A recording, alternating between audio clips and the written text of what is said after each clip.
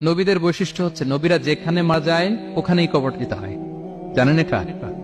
বিষ্ণু ইসলাম মারা গিয়েছিলেন আম্মাজান আয়েশা রাদিয়াল্লাহু তাআলা আনহার ঘরে, ফলে ওখানে বিষ্ণু ইসলামের কবর রয়েছে, ওখানেই কবর।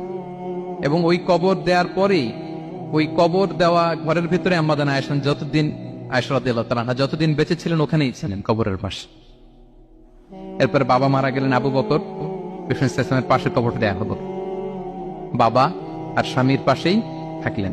এরপর ওমরে ফারুক মারা গেলেন, ওনারও কবর দেয়া হলো। কিন্তু এখন তো আর বাবা আর স্বামীর সাথে পর্দা নাই, ওমরে ফারুকের সাথে তো পর্দা আছে। তো তখন তিনি ঘরটা হয়ে গেছে ছোট, তিনটা কবরে অনেক জায়গা স্পেস নিয়ে গেছে। এখন অল্প একটু জায়গা পর্দা টাঙিয়ে দিলেন ওমরে ফারুকের সাথে পর্দা হিসেবে, ছোট্ট একটা জায়গায় যতদিন বেঁচে ছিলেন ওখানটাতেই ছিলেন।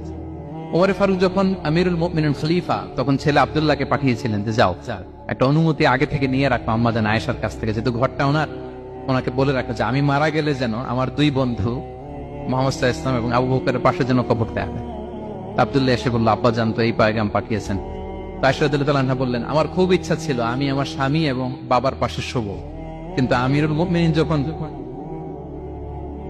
চেয়েছেন এটাকে আমি ফিরিয়ে দিতে পারিনি। ঠিক আছে যাও, তোমার আব্বাকে বলো তোমার আব্বাই শোবেন ওই জায়গায়। আচ্ছা, তো ওমরে ফারুক আপনারা জানেন অ্যাসাসিনেশনে ইন্তেকাল করেছেন আত্মাইর আঘাতে, ছুরিকাঘাত করা হচ্ছে কয়েকবার, স্টেবিং। এত জখম হয়েছে দুধ দিলে ওই জায়গা দিয়ে দুধ বের হয়ে যায় না, বীজ পানি দিলে বের হয়ে যায়। তো সবাই বলল আমিরুল মুমিনিন আপনি এবার ওসিয়ত করেন, কে হবে আপনার পরে লিডারশিপ, কে নিবে, মুসলিম উম্মাত অনেক বড় হয়ে গেছে। তখন তিনি ওসিয়ত করলেন এবং ছেলেকে আব্দুল্লাহকে আবার বললেন যে আব্দুল্লাহ আবার যাও, যে আম্মাজানের থেকে অনুমতি নাও।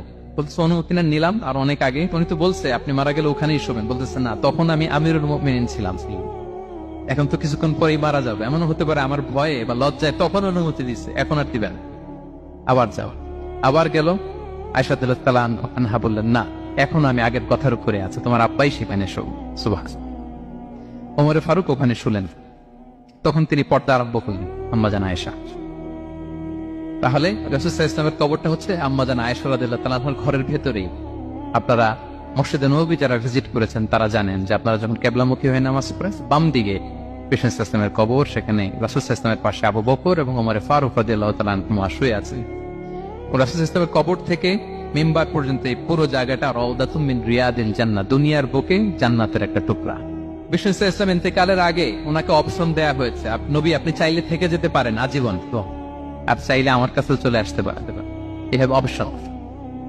বিষ্ণু সাল্লাল্লাহু আলাইহি ওয়াসাল্লাম তার রবের সাথে সাক্ষাৎকে চুজ করেছেন এবং ইন্তেকালের আগে তিনি পড়েছিলেন আল্লাহুম্মা গফিরলি ওয়ারহামনি ওয়ালহিকনি বির রফিকিল